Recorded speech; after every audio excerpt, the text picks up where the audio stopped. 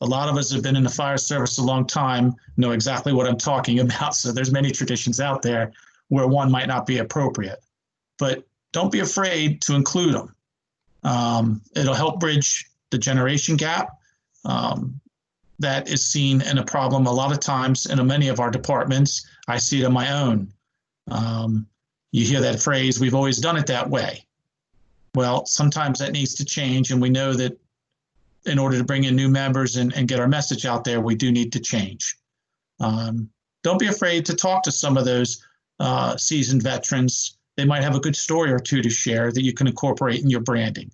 They can help you and really help you understand or get the message out. Plus, they have the relationship a lot of times with a lot of the community and or those politicians we talked about. What to do? Well, excuse me. Well, we need to expand the marketing with your message. We need to inform our customers and the public we serve. Don't be afraid to use a business model and create it in that form. Whatever works for you, make it work. You need to create loyalty. Your brand must indicate how your organization is unique and why someone would really want to build a relationship with you. Why would I want to join this department if I'm looking on Facebook and I see that someone's doing this or someone's doing that I don't necessarily care of? We're definitely out there, and I'll talk about social media in a little bit as well. But we can do this through every interaction that we have with our citizens. And of course, every interaction we have with the membership of the department. If we have their buy-in, we're going to get the buy-in by the citizens because we're all sharing the same message. Again, a consistent and compelling manner. That's how you build trust and loyalty with the citizens and the people we serve. Don't forget to do informal surveys along the way. There's many ways you can do that. You can talk to people within the department. You can talk to the community, get feedback. Don't be afraid to ask for it. And that'll help you either tweak it or change it in a different direction if you need to.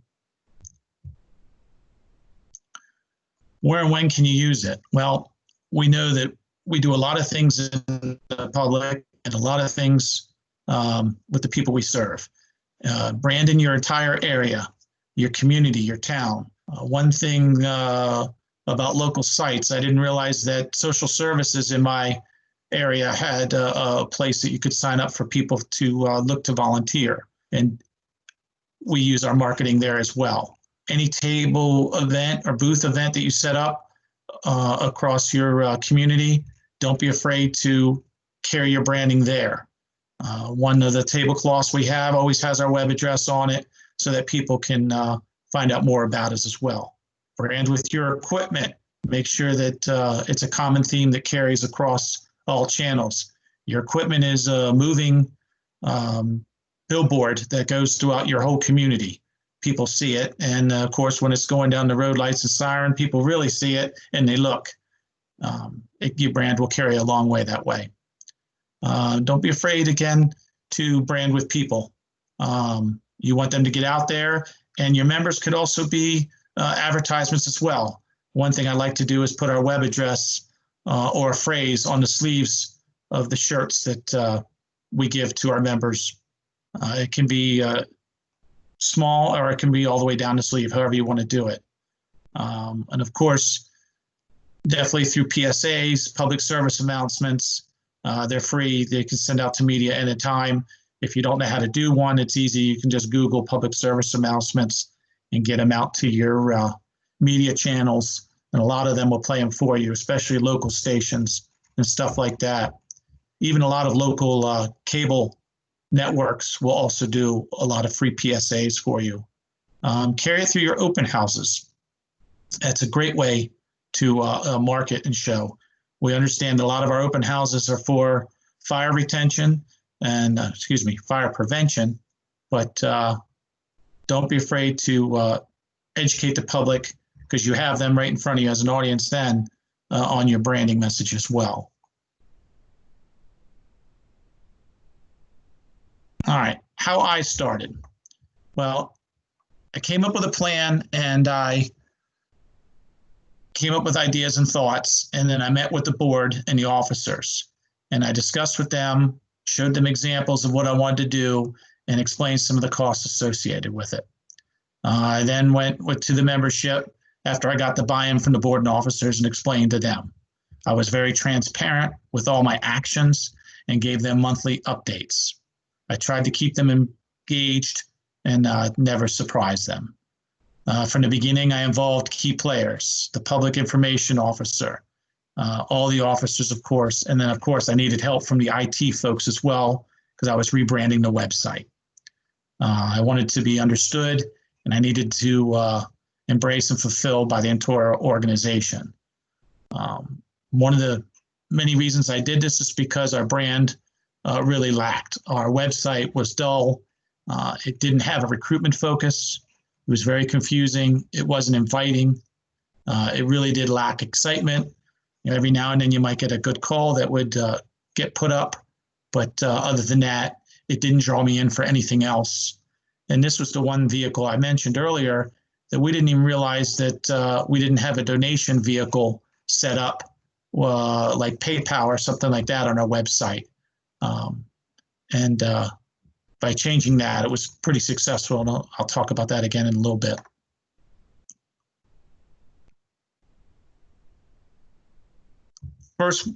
One of the first things I did was I had a graphic designer take our old flat patch, and he gave it like this 3D effect.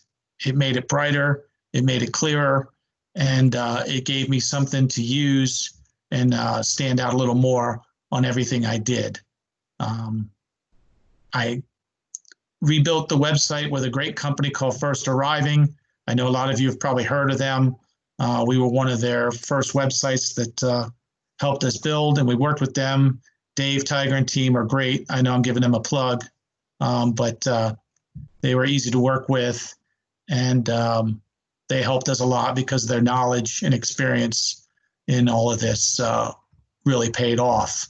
But we added a recruitment center, which is down in the left corner of the front page. So when you come to it immediately, right there, I know that if I want to join, I can go to that box and I can start clicking to get information to join.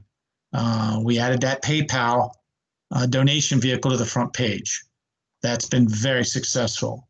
And then we added all of our social media links with a feed to see, what might be trending or what we're doing. And that's constantly updated by our PIO and his team. So people can really see what's going on at the fire department. And then, of course, I mentioned we work with First Arriving, who truly did help us get that website up and running and make it look a lot more professional and help carry that brand.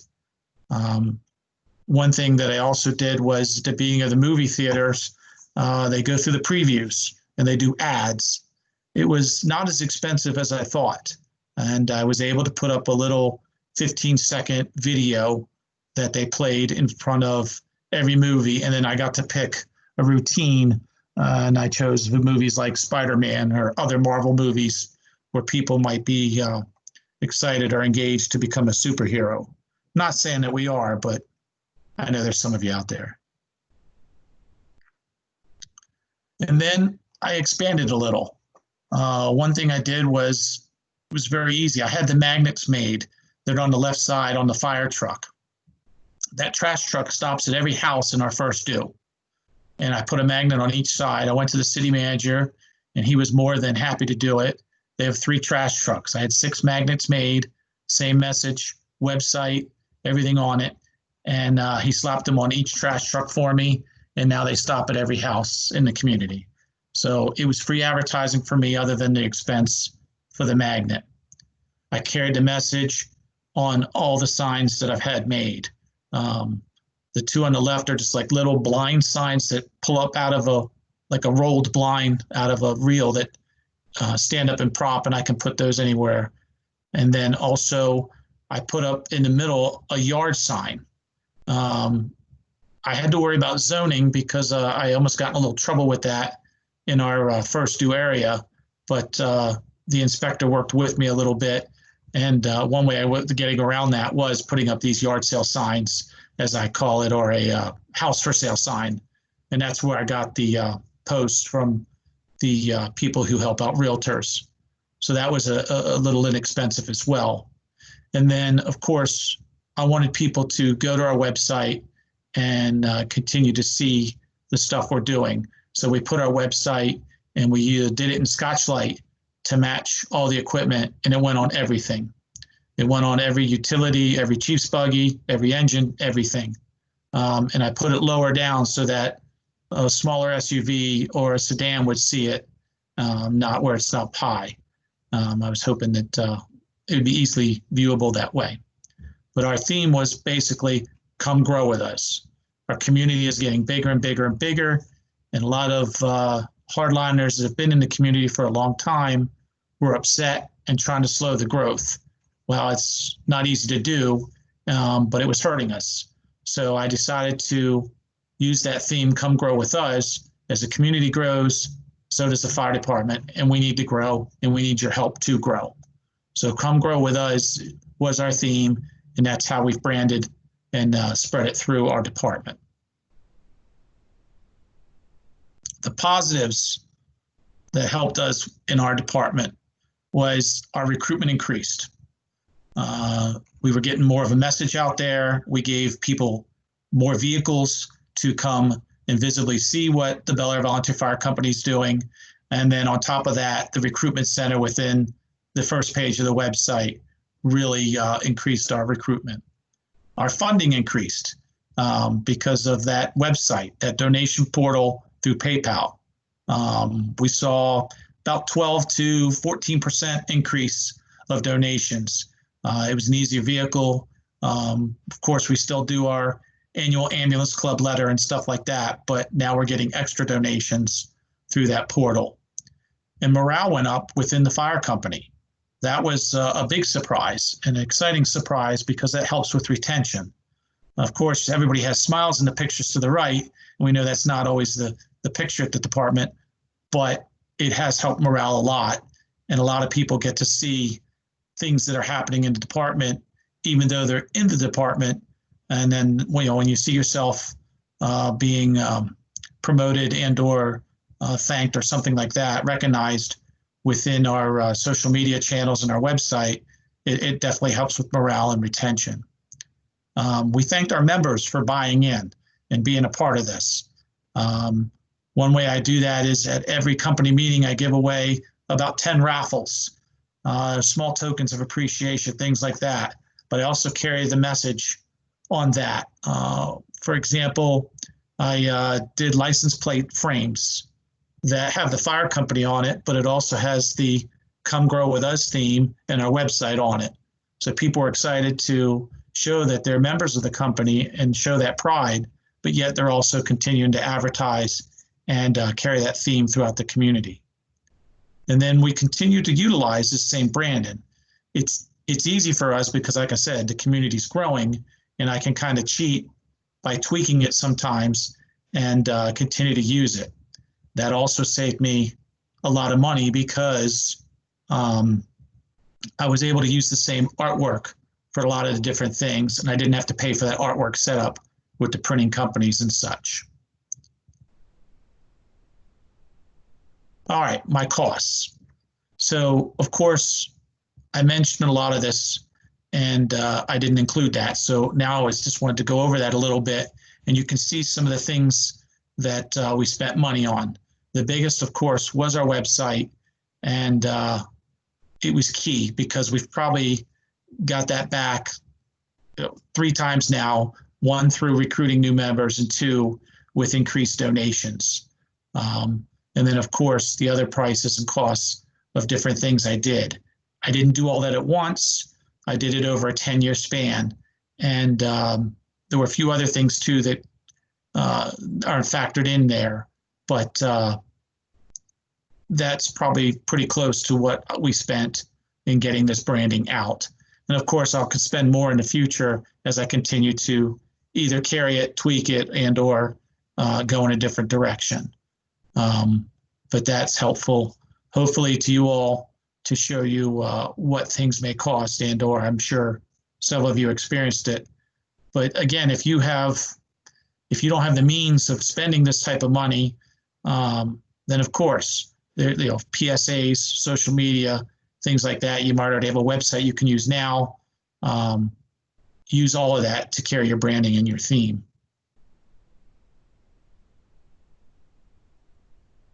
Within your department, one of our key factors was social media.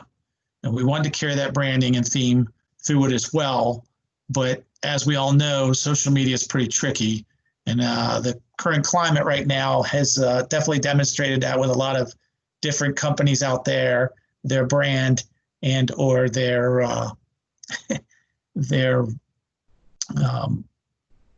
trust in the community because of the current climate that our country's in. So we have to be very careful, of course, as you know, with social media. We decided to carry it through because we needed to show the taxpayer and show our department that we are responsible and that we do a good job with this through our social media. That is a picture actually of our PIO.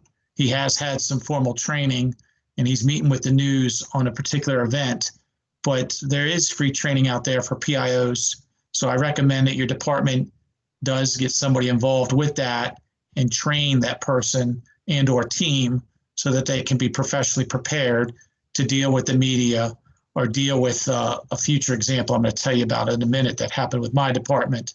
But one thing that Rich, our PIO, does a lot is he'll screen the pictures and or different things that people want to post to make sure someone's face is not in it that is a patient, so we can practice good HIPAA, and or someone's license plate, and or a safety violation where someone might not be wearing safety glasses at a vehicle extrication or something like that. So it does help us and save us from future problems like many of us have experienced or have seen out there. Your department needs to have an SOG for social media, a social media policy. It'll hold your members accountable and it'll make sure that everybody understands what and how this department works and how we want to brand and get our message out there. We want to do it in a positive way, a trustworthy way, and we want to send the right message. As we know, that doesn't always happen. And again, I'll talk about that in an example next. But there's many avenues that people often like to share, and this is the example right now. So in 2012, in my department, 2 engines went to our local Sonic after a call. When they got there, they went and thought they were going to get free food. The quote here is what was posted on the initial post on Facebook. And you can see how one of the members of that 1 engine crew was pretty upset. That opened the door for 4 of our members to continuously post to the point where you see the next quote at the bottom where they're basically almost threatening the Sonic and are putting out the wrong message, which of course we got numerous exposure on. So the news picked it up right away. Firehouse.com had it. The Baltimore Sun had it. WBAL TV, which is a local NBC affiliate, had it, which then again threw it to NBC National News. It was all over the place, and it really spotlighted our department in a negative way overnight. It was ugly, and the chief and president had to scramble to make sure that we sent the right message and that we gained that trust back from the community. They had to be transparent with everything they did. They would update the media constantly, including the suspensions and demotions. They left our members' names out of it, but they still wanted to make sure that the community knew that we were dealing with it in the right way. They used all of our channels through social media and the website to apologize and to try to right the ship. They were constantly in the media because we were constantly being hounded by them and wanting to know what the impact was. Well, it was very negative for us. 4 of the members were now suspended and they can't ride. And I believe that was for 60 days. That really hurt us because this was in the middle of the day and it was a lot of our daytime providers. One of them was an active driver and one is an officer. So out of that 4, two of them were, well, everybody's vital, but 2 of them were truly much needed during the day. And then out of those 4, only 1 of them ever came back. So we lost 3 members from the company forever. And then, of course, our donations decreased and we violated the trust of our community. So 4 members truly put a ugly stain within our history. The good thing was that the chief and the president and the board truly knew how to handle it, and they handled it well. And they did that through, again, being transparent and sharing with the media everything possible that didn't violate those 4 members' personal space, I guess if it would be the best way to say it. All right, here's some of the tools and resources that are available to all of us. I recommend that you check them out. Of course, through Spencer and his team at the Volunteer Workforce, they have a great fillable marketing material page and a social media toolkit page that anybody could use and get a lot of information from and make it specifically to your department. Incorporate that theme and or idea and thought that you might want to share with your response area and use it in those different materials. The National Volunteer Fire Council, I'm sure a lot of you have visited that as well. They always have great programs that you can get involved with and learn a lot too to help you with branding your department. And then, of course, throughout your state and local associations, we have numerous ones through the MSFA here in Maryland, where I can also get a lot of information to help me with my branding and social media guide and stuff like that. And then, as Spencer taught us in class, as well as the other instructors, don't be afraid to steal and see what other people are doing in other departments and or other nonprofit companies. You think of big ones like the Red Cross, St. Baldrick's, things like that. They do a great job with their message and branding across all markets. So don't be afraid to borrow from them and or borrow from any of our local friends here within this group across the country. Okay, I hope I didn't go too fast, but if anybody has any questions, I'd be glad to answer them, please.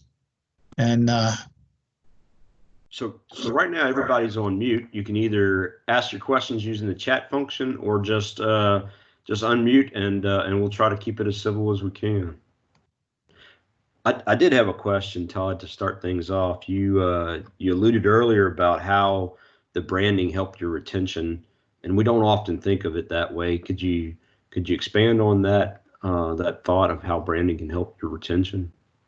Certainly. Well, once we got the buy-in from the members and we explained what we were doing, they saw the bigger picture and they saw the fact that our company is everything we're saying. And we want to share this pride that they have in the community. So by doing so, it increased their morale and it increased their knowledge of the company, and it made them want to be more part of it. Again, that pride really drew them in, and it made them want to go out and tell the community, this is what we are, this is what we do. And again, that just helped with morale, which again helps with retention. Sure, absolutely. Anybody else have any questions for Todd? Todd, this is Bobby Hill from Virginia Beach Rescue Squad. Hey, Bobby, how are you? Doing well. Thanks, Spencer, for inviting me into this. Just a quick question for you. Of course, we're all heavily influenced right now by COVID-19, and I'm getting ready to have delayed doing one of my major recruiting drives from that would have run in May. But do you have any thoughts on as far as I'm getting ready to, like say, work with 10 radio stations and some social media stuff. But when I'm looking at my photo shoots and stuff, I'm sort of leaning towards being sure right now that any of my volunteers are in, if they're in close proximity, one, that they're got proper PPE on, just basic masks. Any thoughts on that as far as, the image that we're trying to project right now in working with the public, that we're following all safety? Yeah, in the sense that make sure that everything you guys are doing, that's one thing my PIO is stressing with everybody, is that anything that we post to make sure everybody is either got a mask on and or is socially distant. We got a brand new ambulance, for example, and all the EMS officers wanted to take a picture with it. So they all stood 6 feet apart with their masks on, and they posted that picture. So it looked good to the public, and the public saw that. And we actually discussed it in that photo too, that this is what we're doing and this is why we're doing it. So again, we're instilling that trust and hopefully getting the community to understand that we are practicing it. I hope that answers the question some, but one thing we have talked about in the department too is getting actual masks made, either with the logo on it or a phrase that might say, we're practicing, or something. I don't know. I don't remember what we said, but we thought about getting a mask for everybody, and that way it'll help again with morale a little bit, maybe, and again show the company, or excuse me, our community that we're practicing good skills. Thanks. You answered. Appreciate it. Thank you. Any other questions for Todd? Spencer? Yep. This is Teresa. I might be able to add to that gentleman's question about photo shoots. So our spring campaign was moved from March to May because of COVID. And we run 5 radio stations, and we run Spectrum and Hearst. And so with the radio, we just had to wait. We had 6 volunteers, 3 explorers and 3 adult volunteers that went in when the radio, so 4 of the radio stations, it was already a recorded commercial. The 5th one, which is in our town, volunteers went in one at a time when the radio station felt it was okay for them to come in. And as y'all saw, I had my mask on because I'm at the firehouse. We had a guest in here, and so we have to wear masks when there's a guest in the fire station. And then when we did the shoot with Hearst and Spectrum, the camera person, now I'll say the camera person with Spectrum is Teresa? Yes. Can I interrupt you for a second? Sure. So we used to have Hearst. We use Homatro now, but I don't think that's what you're talking about. What is Spectrum and Hearst? Oh, CW Triad. Hearst Publications, like Patty Hearst. HRST. Right. So they're newspapers? No, they're everything. So they're media across the country. They own HGTV. They own all these network affiliates. Yeah, they're huge. So, and for those of you who don't know me, I'm in Elkin, North Carolina, which is right outside Winston-Salem. So we do Spectrum and we do Hearst. Now, the gentleman that had doing Spectrum with us has been doing it for several years. So he followed his Spectrum protocol where he wore a mask and stood 6 feet. And we did it different this time, where we only had 1 volunteer who did the one-on-one interview. And then we smoked up our training building to do the rest, so the guys were in full PPE. And then for Hearst, the same thing. And we're now, one of our target audiences is now veterans. So a veteran did one of them, the one-on-one interview, and then he was part of, and we just used whoever was on shift for the rest because they were already here. So we only brought in 1 volunteer for each shoot. The rest were our full-time, our part-time, and myself and the chief. And so that's the way we did it for the gentleman that was asking those questions, and everything worked out perfectly. And I think the key is that for the one interview, the camera person stood 6 feet away. And then for the live part of the television commercials, we were shooting it with our smoke machine in our training building in full gear, including SCBA. That's a good idea. And we're getting ready to do our fall commercials. We're getting ready to do the shoots for those in a couple weeks. And for those of you that are doing radio commercials, I would highly recommend that you get your contract signed now, because if you don't, I've already got most of mine signed, you're not going to be able to get anything because of elections. Yeah. Just a Good stuff. Yeah, that's an important point. Yeah. Any other questions for Todd? Hi, Todd. Can you hear me? Yes, I can. Thank you. Yeah. Hi, it's Craig. Just got out of New Jersey. Hey, brother. How are you? Good. I had a question on your branding. It looks like you guys have a pretty put together program there that you work pretty hard on. Did you give any consideration to either copyright or trademarking logos or things like that the company came up with? Good question. And it was discussed briefly, but the company didn't want to mess with that or get involved with legal matters. I know now it's easier today with the web and stuff. Not a bad idea, but you know, it was discussed, but not really pushed through or anything. Not a bad idea, though. I might have to look into it more. Yeah, we've discussed it at our house only because we're concerned with folks using our logo without our permission. And I guess if we don't copyright it or trademark it, I don't know if we can really have any input on it. It's a good point. I know at the bottom of our website, you know, we have that clause that you see on most websites. I'll have to ask our legal team if that truly protects us in that realm. But great question, Craig. Anyone else for Todd? Hey, Todd, it's Jason DeCramer from Connecticut. How are you? Good, thank you. How are you, sir? We're out of time. I'm sorry, Jason. We're out of time. Oh, thank God. Oh, go ahead. Yeah, I appreciate Tiger's work on putting this program together, although Spencer likes to take credit for it. Wow. Damn. Tiger who? Is Tiger on here? No, he's not, so it really doesn't work. But all right, okay. good. The West Coast connection, Matt Alto is on here though, so it's good. Hi, Matt.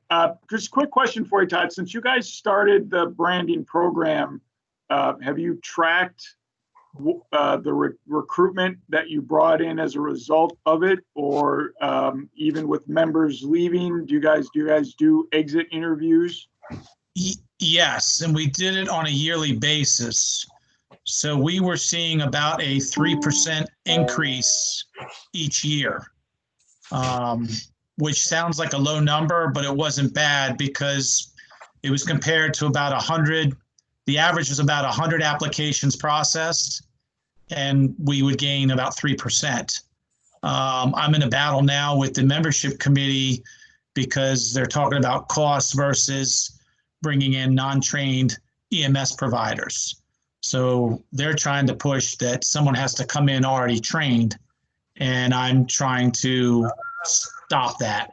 I get it, I understand, and I mentioned we are a business, but we do that on a yearly basis. I haven't done it, you know, I could take the years together and do it in that span, which I should do.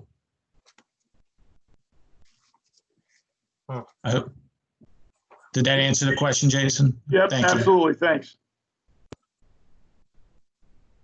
So, Todd, it's Bill Morris. I'm with Bushells Basin Fire Department in upstate New York. Yes, Bill, how are you? I'm great. How about you? I'm good, thank you. All right. So, I like the thought about how you tied everything together and consistency throughout. That's something we're trying to do, like with our uniforms, our off-duty wear, stationary, everything. Is Right. How the problem is that we have people that don't want to just, and I get it, we can't just throw out what we have. It's going to take a while to phase it in. Did you find that? Did you have to phase it in, or did you just start clean, or how did you do that? No, I phased it in over 10 years. And I took advantages when I saw the window open to push more when I could.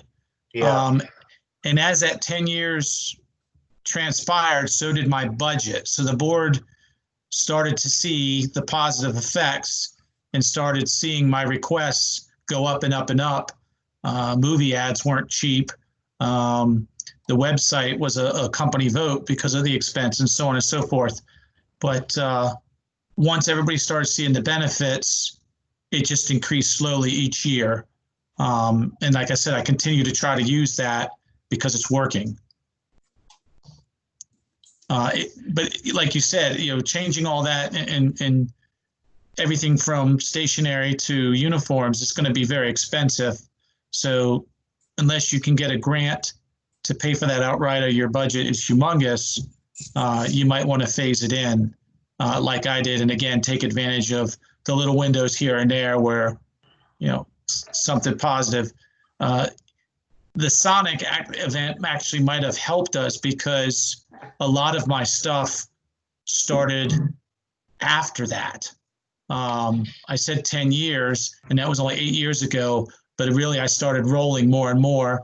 And then I think, I don't want to say it helped us because it really was a negative thing, and you can Google it still now and it comes up. But the board and the officers saw the positive out of it and helped. It just helped push me along even more, and it gave me allies to push it along. Yeah. Yeah, I think if you guys don't mind, as Jason again, if offline, I don't want to take up time to do it here, but offline, perhaps shoot me an email or something. We're trying to get our incorporation name changed. Ooh. 80 years ago, the department was formed, and it was called, and it's still called, the Southbury Volunteer Firemen's Association. Mm. So, which everything, the fire trucks, the shirts, the building, everything has that on it. And my committee, Recruitment and Retention, has been working really hard to drop the firemen's, because we aren't that anymore, and just go with Southbury Volunteer Fire Department. But there's a lot of legal ramifications we're finding out with that. One of the things we were told was we possibly would have to liquidate all of our assets. Wow. And essentially reform a new incorporation. And I don't know, I just kind of hear these things with people talking. So if anybody's got some info on that, if they've ever incorporated or had to reincorporate before, if you could just send me some info at your convenience, because we're headed down this rebranding track with that. This is Richard Rubino. Spencer, can you have him just reach out to me, and I can point him in the right direction? So I'm actually going to ask Jason to put that out in the email to the RRC group. Can you do that, Jason? I can, yes. I will do that. And that way, because I'll forget it, because I've got some stuff for you too. But everybody should get it, and then we can get some input to you. Thank you. Yeah, that's probably in your charter as well, isn't it, Jason? Yeah, the one thing it is, and that's a whole other issue. Yep, yep. That's a big one. Okay. Yeah. The one thing I'll just say to give you a little bit of peace of mind is you should not have to reincorporate and get rid of all your assets. It's a name change. It's easy. Yeah, Good. We've done that. Okay, that's reassuring. Thank you. All right. Any other questions for Todd? This was really good. Yeah, it's good stuff. It's good stuff. I especially like when you started talking about how you got started, and there was a picture from like 1910, and I was like, wow, yeah, all right, you were there for a while. So, yeah, thanks, Todd. We appreciate it, and if you have more questions, post them to the RRC group. Remember, it's rrcs@googlegroups.com, and you can get that out. Holy cow, what is going on there? I'm the MC for our local St. Baldrick's event in March. That's cool. That is Caroline would probably like the kilt. You're a brave man. Good for you. So yeah, post it to the RRC group so that everybody can see those questions, and we'll get it out there. We're kind of up against our 8 o'clock window, but I'm open to keep going. Certainly, whoever needs to drop off can drop off. But yeah, so what I'd really like to hear is there anybody out there with some serious challenges that they'd like to bring up to the group that maybe the group can help answer? But I'd also like to hear some successes, especially in these difficult, challenging times. If you've got something, unmute and speak up.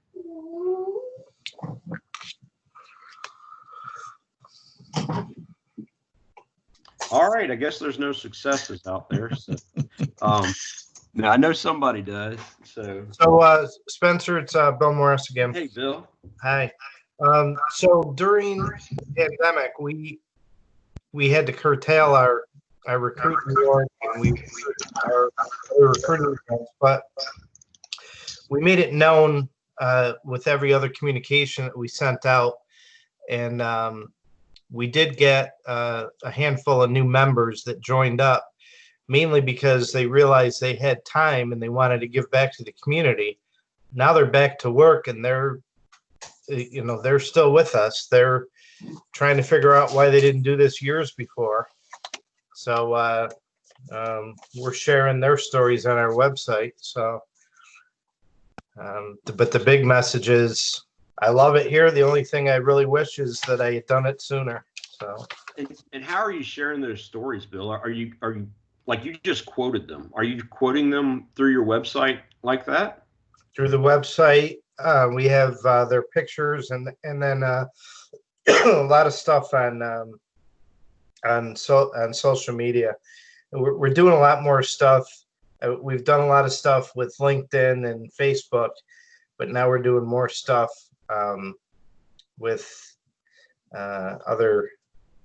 I'm trying to think of what it's called, but I know we use it, and I just not really. It's probably not my generation. So MySpace. Yeah, I'm on it. Yep. So, so I just think that's a great quote. You know, I wish I'd have done this a number of years ago. You know. Yeah, that's a great quote to put up there to help with retention and recruitment. You know. Hey, Spencer. Go ahead, Walter. How are you, bud? I'm doing well, man. Walter Good. Campbell down at Burtonsville in Maryland. Just kind of piggyback on recruitment during the COVID era. What we kind of did here was we really were able to quickly adapt and change and adjust. And so we had our known, pretty much anything that was in face, to include information sessions. I may not be able to say it, but we had them. They were conducted via Zoom, and our interviews, which were normally in person, we were also able to switch over and go to a virtual format. The only thing missing from our recruitment process during the COVID pandemic were our ride-alongs, and so everything else really just, we were able to quickly adapt and change and modify our process. And so the ride-along portion went away. We continued to have applicants. Some of those applicants fell by the wayside, just basically because kind of the same thing. They had too much time on their hands, or something else came about, and we weren't able to engage them. But the recruitment process for me did not change much, and I think part of our success was being able to quickly adapt and utilize different tools. The virtual tool really helped us out. But again, our information sessions, we would send out the link, people would pop on, and we would go from, and we had the slideshow, very similar to what we're doing now. Just did it the exact same way, kind of kept pressing forward. So I will say this: if anybody's in the healthcare system, the pandemic is most likely going to come back around. So if you weren't able to adapt and change when it first hit, that may be something that we need to keep focused. That's it. So, hey, Walter, so what would you say the overall effect is compared to before COVID? Have you seen, did it drop 50%? What would you say, just anecdotally? I would probably say about 60%. Yeah. The biggest thing, though, is the buy-in. So you don't get that true buy-in as you do when you meet with somebody, right? Either at any of those information sessions, those interviews, and especially at ride-along. And so many people don't truly understand what volunteer in the fire department really means. Most of them think they're going to come in and scalpel and hand them some bandages and things of that nature. And so that ride-along is truly vital, in my opinion, to that tie-in and to that buy-in and they want to be in the station. The reason why they're contacting us is because they want to be in the station. They want to be around the sirens. They want to be involved. And the COVID really, really put a damper on all of that. Yeah. And so that interaction we missed, so I would say about 60% dropped recruitment wise. And then even out of that 60%, it dropped a little more because there wasn't that hands-on and buy-in. And it hurts. Right now they're doing, we provide them some online training, HIPAA and Stop the Bleed and bloodborne pathogens and things like that, and even the FEMA's 100s and 700s and all of that. Right. But some people can knock that out in 2 weeks. Yeah. And so it's keeping them engaged, and that has truly been the hard part. And hopefully, every night on the news, or it's not just night nowadays, but the first responders are on the news, and hopefully we will see an effect similar to 9/11, where there's been a lot of focus on first responders, and when this eases off and when people can come and take that ride along again, maybe we will see an increase in it again. So I did want to ask you, because I know you've been focused a lot in your posts about the mission and your values as a department. What's because I hadn't seen that from you before, and I tell everybody to follow you on Twitter, because you really focus on what's going on now with pop culture and this, that, and the other. I really like your messaging, but how is it? What's the effect been? So a lot of it stemmed from the social issues that are going on. Sure. And so what we were having were in-house bickering via social media. And so what we wanted to do was to ensure, and again, remind people that we are here for a reason and a mission, and what that, I like Captain Crunch, Spencer. Right. I'm Crunchberries. I'm a Crunchberry man. Okay. I don't know what everybody else does, but I'm Crunchberry. And so if you like Wheaties, Spencer, that's fine. And we can have separate cereal, and we can still be friends. We can even have breakfast. As long as there's separate cereals and you eat yours and I eat mine, we can have different. Spencer's not eating Wheaties, Walter. I can assure you that. It's sausage biscuits and gravy with cereal. What? And so, but I hear you. Go ahead. Yeah. And we can't monitor or force what people say or post on their social media pages, as long, again, provided the specifications, they're not in uniform, they're not representing BBFD and things of that nature. So on your personal page, say what you want, but you still have to be reminded that your friends that you've accepted over the years that also are volunteers may not always agree with you. And so a lot of the messaging with the values and mission statement and vision statement was, again, so that we can have our members be reminded of the tie-in of why they're doing this. And again, being a military man, even when I took off the uniform, I was still representative of the Air Force wherever I went. And so we just wanted to remind people of that, and not to say that you can't say what you want to say on your social media pages. But again, just be mindful and understand that there are some consequences to what you say. That's right. That's what right. you post. So well, again, I think it goes back to what we were talking about with Todd when he was talking about how it helps with retention. Not all the time are those posts and everything, external geared.